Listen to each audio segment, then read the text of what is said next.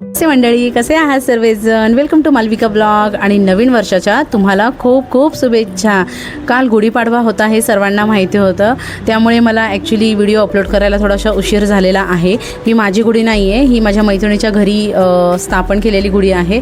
हे मात्र माझं घर आहे. इथे मी सुरेख अशी सुंदर नाजूक अशी रांगोळी काढलेली आहे आणि घराला आपण हे असं तोरण बांधतो, सर्वीकडे बांधतात, असं छान वाटतं. असं घराला तोरण वगैरे लावतात. दसऱ्यालासुद्धा असंच तोरण लावले जाते, तुम्ही बघू शकता.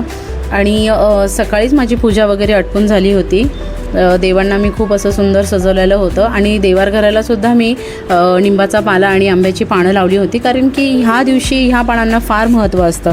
आणि गुढी आपण ह्याच्यासाठी उभारतो की अनेक लोकांची मान्यता आहे की श्रीरामांनी 14 वर्ष वनवास संपवून रावणाचा पराभव करून अयोध्येत ते परत आले होते, म्हणून लोकांनी गुढी उभारल्या होत्या. आणि काही ठिकाणी अशी पण मान्यता आहे की ब्रह्मदेवाने ह्या दिवशी सृष्टीची निर्मिती केली होती, म्हणून गुढी उभारतात.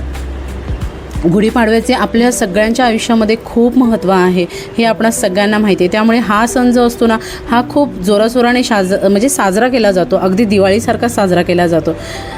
तुम्ही बघू शकता, मी विहाला पहिल्यांदाच नऊवारी नेसली नव्हती म्हणजे ही रेडीमेडच होती आणि ही मागील वर्षीची होती. ही थोडीशी तिला छोटी पडत होती, पण छान दिसत होती, मस्त वाटत होती. खूप लोक तिचं कौतुक करत होते.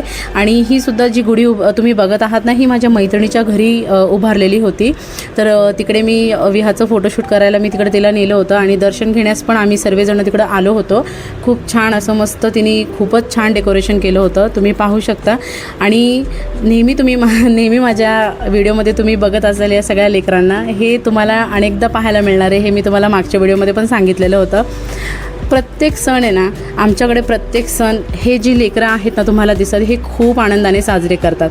असा गेला आमचा गुढीपाडवा आणि ही माझी मैत्रीण आहे. तर चला आपण भेटू नेक्स्ट ब्लॉगमध्ये. बाय.